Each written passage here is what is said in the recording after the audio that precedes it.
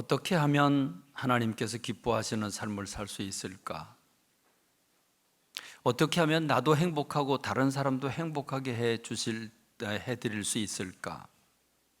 인생은 단 한 번뿐인데 속절없이 지나갑니다. 그리고 지나간 인생을 돌이켜보면 늘 후회만 남는 게 인생이라 싶습니다. 이런 인생을 생각하면 좀 가슴이 아픕니다. 그래서 생각해 보는 거죠.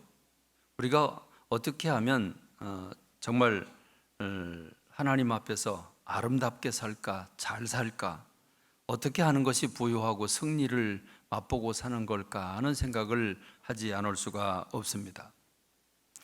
저는 먼저 답으로 여러분들에게 정답을 먼저 제시하길 원합니다. 영적으로 사는 것이 하나님께서 원하시는 삶인 줄로 믿습니다. 영적으로 사는 것이 지혜롭게 사는 것이고, 영적으로 사는 것이 바르게 사는 것이고, 영적으로 사는 것이 풍성하게 사는 것인 줄로 믿습니다.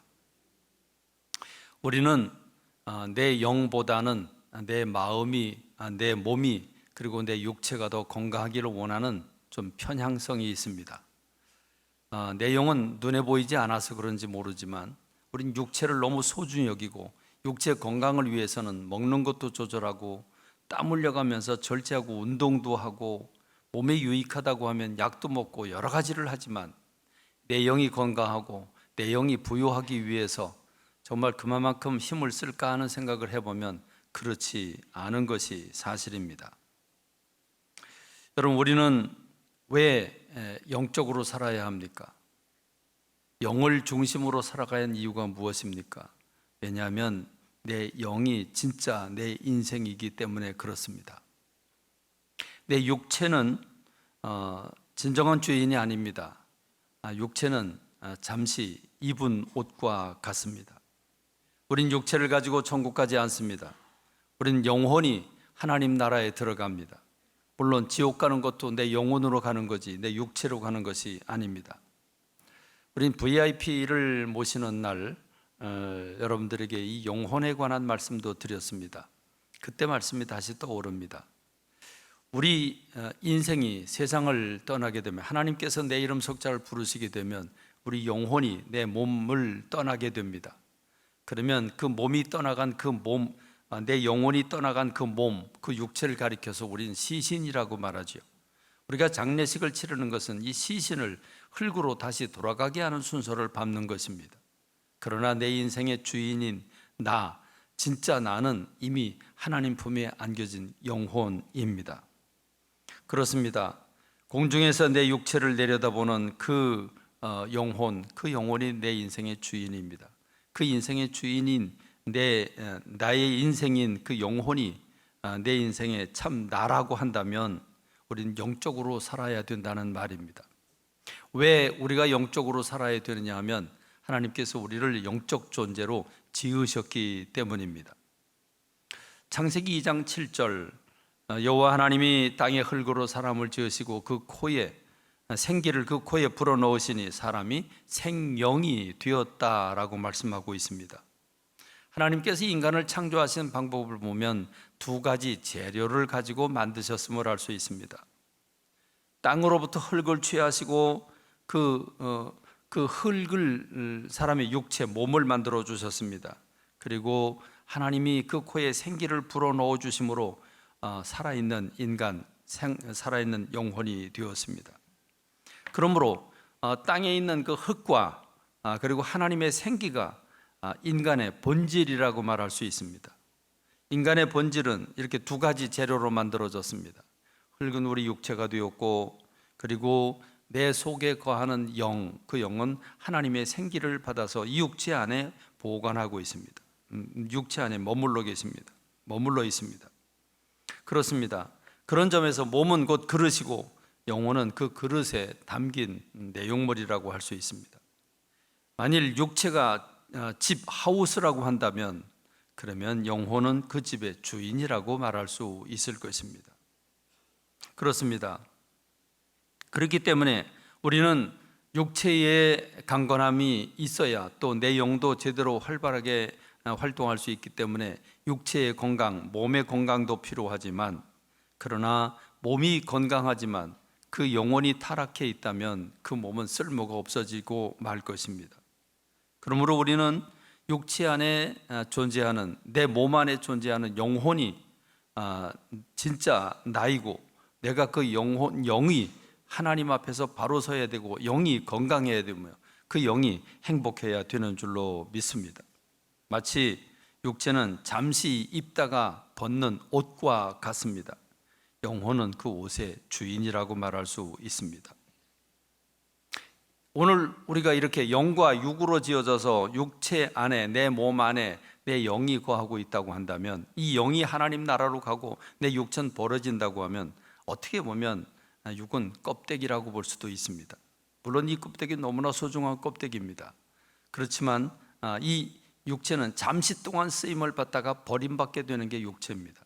우리는 우리 영혼이 하나님 나라로 가서 영원히 하나님 앞에 사는 것은 내 영일 것입니다. 그렇기 때문에 우리는 영적 존재의 삶을 살아야 합니다. 영적인 삶을 살아야 되고, 늘 영적 존재라고 하는 것을 인식하고 살아야 되는 줄로 믿습니다. 근데 문제는 이 두 가지의 재료가 흙으로부터 진, 땅으로부터 온 이 몸과 육체의 기질과 속성, 그리고 하나님으로부터 온 생기, 내 영의 속성이 전혀 다르다고 하는 것입니다.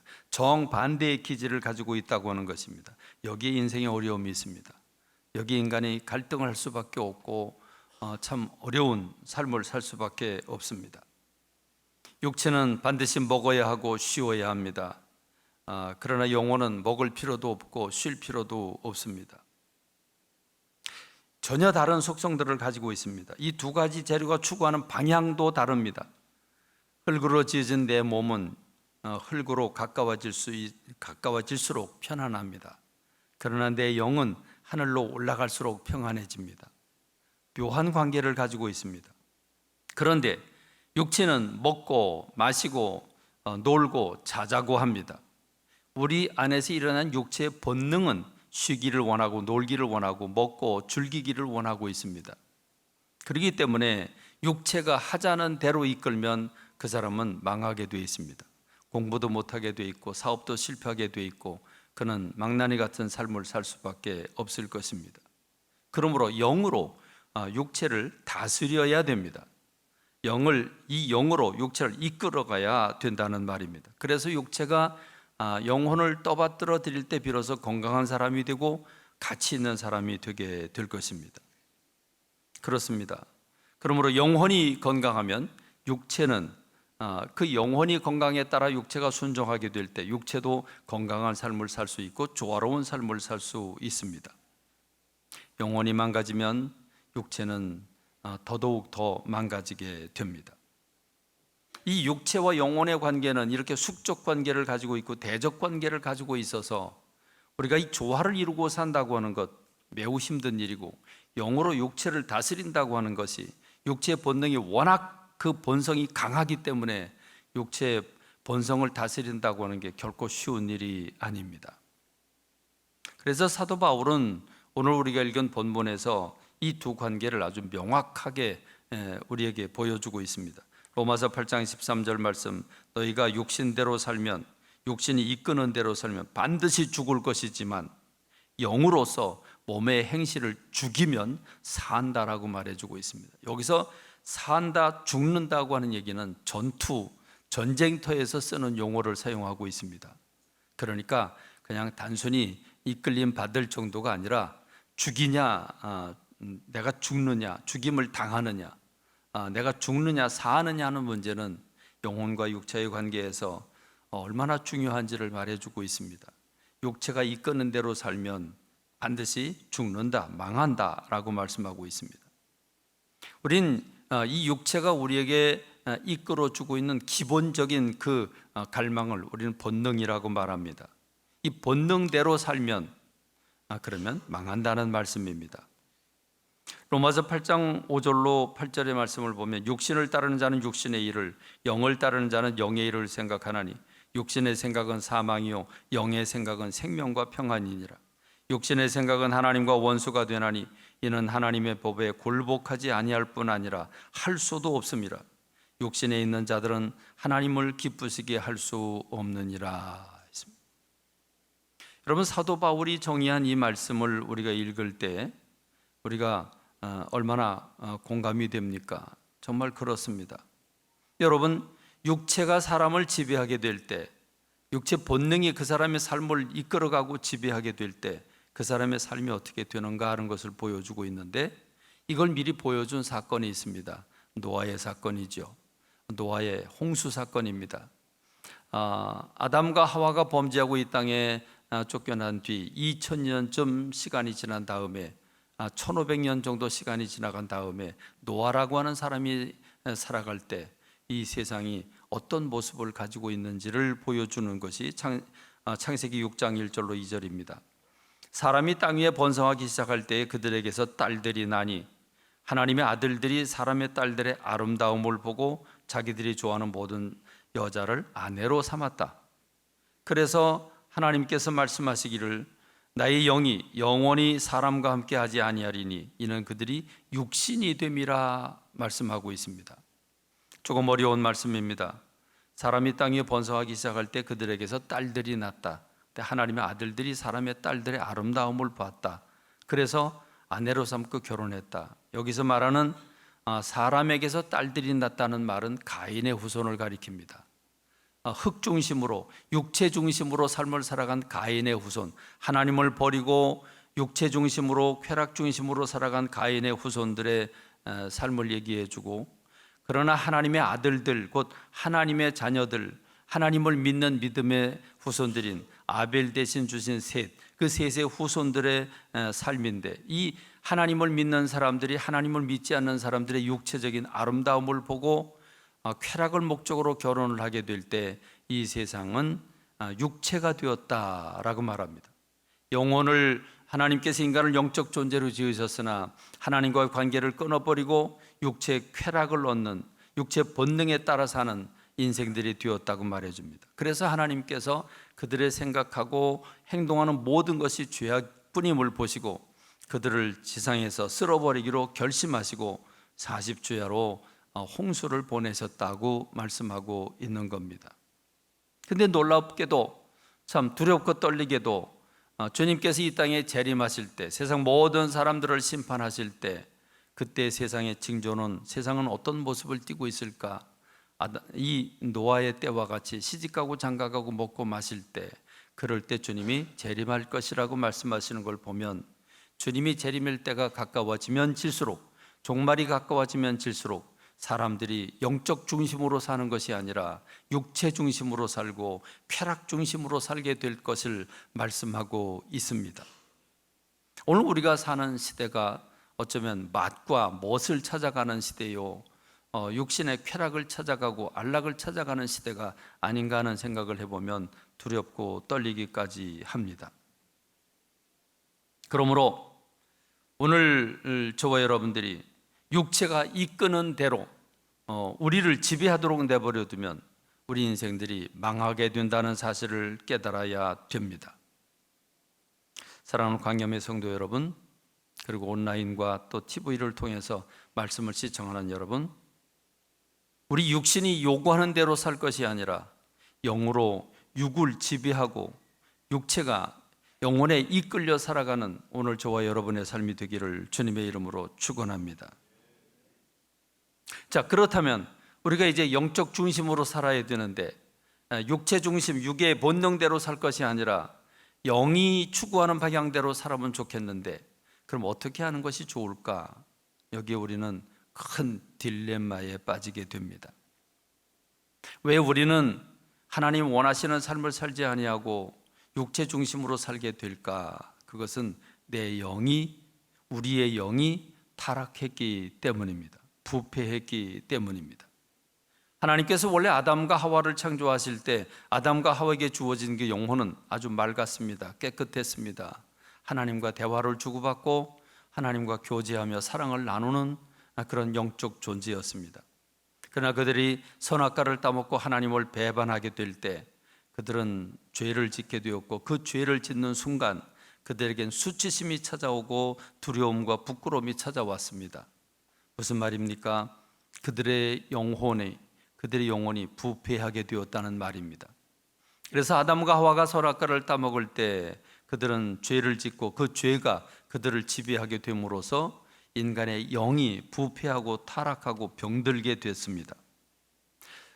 이 광경을 사도 바울은 이 한 사람 아담을 통해서 온 인류에게 어떻게 죄가 전가되었는가를 이렇게 말씀하고 있습니다. 로마서 5장 12절에 보면 그러므로 한 사람으로 말미암아 죄가 세상에 들어오고 죄로 말미암아 사망이 들어왔으니 이와 같이 모든 사람이 죄를 지었으므로 사망이 모든 사람에게 이르렀느니라. 한 사람 아담을 통해서 어떻게 죄가 대물림 되었는지를 말씀하고 있습니다. 그렇기 때문에 육체의 본능은 워낙 강렬한데 내 영혼이 내 육체를 다스려야 되는데 내 영혼까지도 타락해서 생각하는 것이 일그러지고 감정이 치우치고 그리고 우리의 의지가 그걸 조절하는 능력을 잃어버리게 됨으로써 인간은 육신이 이끄는 대로 사는 존재들이 되어버리고 만 것입니다. 로마서 8장 26절로 28절에서 성령님께서 우리 연약함을 도우신다고 했습니다. 우리는 마땅히 빌 바를 알지 못하는데 우리 무엇을 해야 되는지 무엇이 지금 긴박하게 필요한지조차 잘 구분하지 못하고 있을 때 성령님께서 우리를 위해서 기도하시는데 그 성령님은 친히 신음함으로 하나님 앞에 아뢰어드린다고 말씀하고 있습니다.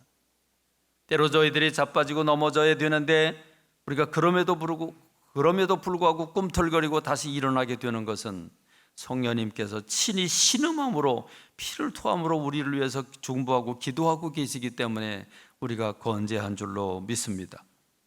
성령님은 이렇게 우리를 도우시는 분이십니다. 그러므로 여러분, 성령님을 우리가 무시하고 생각하지 않고 인지하지 않고 그냥 성령을 내버려 두는 것이 아니라 우리가 의식하고 성령님을 모시고 성령님께 대화하고 성령님께 요청하고 성령님께 구원을 요청하고 성령님께 우리 치유를 부탁하고 성령님께 갈 길을 묻고 성령님께 우리가 수시로 성령님의 인도를 받을 때 비로소 우리는 안전한 삶, 형통한 삶, 기쁨이 넘치는 삶 살 수 있게 되는 줄로 믿습니다. 그래서 오늘 우리가 읽은 성경 말씀은 이렇게 말씀합니다. 그러므로 형제들아 우리가 빚진 자로 돼 우리가 져서 육신에게 져서 육신대로 살 것이 아니니라. 너희가 육신대로 살면 반드시 죽을 것이로되 영으로서 몸의 행실을 죽이면 산다. 무릇 하나님의 영으로 인도함을 받는 사람은 곧 하나님의 아들이라 그랬습니다. 영적으로 산다는 것은 결론적으로 성령님의 인도를 받고 사는 것을 의미합니다. 여러분에게 여쭙고 싶습니다. 여러분들은 사업을 할 때, 여러분들은 자녀를 양육할 때, 여러분들은 사람들을 만날 때, 여러분들은 회의를 할 때 얼만큼 성령님께 의존하고 있습니까?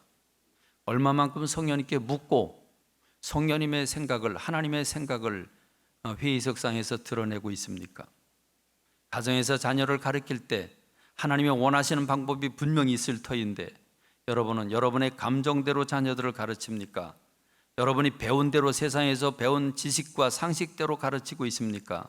성령님이 가르쳐 주시는 방법대로 가르치고 있습니까? 우리 일상생활에서 얼마만큼 성령님의 도우심을 받고 있는지 그것이 바로 그 사람의 영성의 수준입니다. 나이를 많이 먹는다고 해서 성령의 인도를 받는 게 아닙니다. 오히려 어린아이와 같이 순수하고 깨끗한 마음을 가질 때 성령님의 인도를 받게 됩니다. 그래서 하나님은 지혜롭고 똑똑한 사람들에게는 숨기시고 어린아이와 같이 자기를 부인하는 사람에게 지혜를 주시고 성령님께서 함께 하신다고 약속하고 계시는 것입니다. 그렇습니다. 여러분, 영적 질서가 있다고 하는 것, 하나님이 내 인생의 주인이시고 예수 그리스도를 중보하고 계시고 성령님이 우리 안에 오셔서 우리를 가르치시고 진리로 인도하실 뿐만 아니라 하나님은 지상에 당신의 교회를 세우셔서 그 교회를 통해서 하나님의 뜻을 이루고 계시고 있다고 하는 사실을 우리가 기억해야 합니다. 이 영적인 원리를 모르면 우리는 착각하고 자기 생각이나 상식이나 경험에 의해 교회를 망가뜨릴 수 있습니다. 여러분의 영혼을 파괴할 수 있습니다. 그러므로 사도 바울은 두렵고 떨림으로 우리에게 주어진 구원을 이루라고 요청하고 있는 것입니다. 그러므로 여러분, 오늘 저와 여러분들의 판단하는 모든 판단의 기준, 이 판단이라고 하는 것은 우리 아이들을 양육할 때로부터 우리가 밥 먹고 살아가는 모든 과정과 하나님의 일을 하는 이 모든 일들에 대한 판단, 그 판단의 기준은 하나님의 마음이어야 되는 줄로 믿습니다. 그래서 오늘 저와 여러분들에게 가장 중요한 건 내 생각이 무엇이냐가 아니라 하나님의 생각이 무엇이냐, 하나님의 뜻이 무엇이냐를 묻는 것, 그것이 가장 중요한 일인 줄로 믿습니다. 그래서 하나님은 우리들로 헤매지 아니하고 하나님의 마음을 쉽게 알 수 있도록 인간의 언어로 성경이라고 하는 하나님의 마음을, 하나님의 말씀을 주신 그 말씀을 허락해 주셨습니다. 그러므로 여러분, 오늘 저와 여러분들이 늘 말씀을 붙잡고 말씀과 더불어 씨름해야 됩니다. 그 말씀을 묵상하고 그 말씀을 내 가슴에 채우고 또 채워야 됩니다. 늘 그 말씀을 읊조려야 됩니다. 그리고 우리는 사사건건 생각하는 모든, 판단해야 되고 결정해야 되는 모든 사건마다 주님께 기도하여야 합니다. 우리가 기도할 때 성령님께서는 기뻐하셔서 우리 안에 말씀해 주실 것입니다. 가르쳐 주실 것입니다. 신호를 보내주실 것입니다. 그럼 우리는 그 신호를 받아들여서 주님의 뜻대로 성령님이 인도하시는 대로 순종하게 될 때 그 사람의 삶이 안전하게 되고 부유하게 될 줄로 믿습니다. 베드로전서 5장 8절로 9절에서 근신하라 깨어라 너희 대적마귀가 우는 사자와 같이 두루다니며 삼킬 자를 찾나니 너희는 믿음을 굳건하게 하여 그를 대적해라. 여러분, 나는 아니겠지라는 생각을 하지 마십시오. 사탄은 누구든지 쌍심지를 켜고 누구를 통해서 하나님의 나라를 방해할까를 생각하고 있다는 사실을 기억하고 경계해야 된다는 말입니다. 우리는 지금 영적 전쟁 중에 있습니다. 죽느냐 사느냐, 주님의 사람으로 사느냐 세상 사람으로 사느냐, 주님의 뜻을 이루어 드리느냐 내 뜻을 이루고 사느냐, 우리는 이 기로에 서 있습니다. 우리는 지금 전쟁 중입니다. 우리의 대적은 사탄입니다. 우리의 약점을 이용하고 세상적인 것을 이용해서 하나님 나라를 대적하고 있습니다. 그러나 우리의 우군이 성령님이 계시다고 하는 사실을 기억하고 위로를 받는 저와 여러분이 되기를 간절히 소망합니다. 여러분, 에베소 6장 10절로 13절의 말씀에서 끝으로 너희가 주 안에서와 그 힘의 능력으로 강건하여지고 마귀의 계기를 능히 대적하기 위하여 하나님의 전신갑주를 입으라고 했습니다. 그러므로 오늘 저와 여러분들이 성령을 따라 행하는 우리가 되기를 원합니다. 성령의 인도하심을 받는 우리가 되기를 원합니다. 그게 영적으로 사는 것입니다. 성령의 인도를 받으면 어떻게 됩니까? 갈라디아서 5장 17절로 18절, 육체가 이끄는 대로 살면 육체의 소욕은 성령을 거스리고 성령은 육체를 거스리나니 이 둘이 서로 대적함으로 너희가 원하는 것을 하지 못하게 하려 함이니라. 너희가 만일 성령이 인도하시는 바가 되면 율법 아래 있지 아니하리라. 육체의 일은 분명하니 곧 음행과 더러운 것과 호색과 우상 숭배와 주술과 원수 맺는 것과 분쟁과 시기와 분냄과 당짓는 것과 분열함과 이단과 투기와 술 취함과 방탕함과 또 그와 같은 것들이라. 전에 너희에게 경계한 것 같이 경계하노니 이런 일을 하는 자들은 하나님의 나라를 유업으로 받지 못할 것이라 했습니다. 그러나 오직 성령의 열매는 사랑과 희락과 화평과 오래 참음과 자비와 양선과 충성과 온유와 절제니 이 같은 것을 금지할 법이 없느니라 했습니다. 성령님의 인도를 받아서 행복하게 사시고 하나님의 나라를 향해서 뚜벅뚜벅 걸어가는 주님의 사람들이 되기를 주님의 이름으로 축원합니다.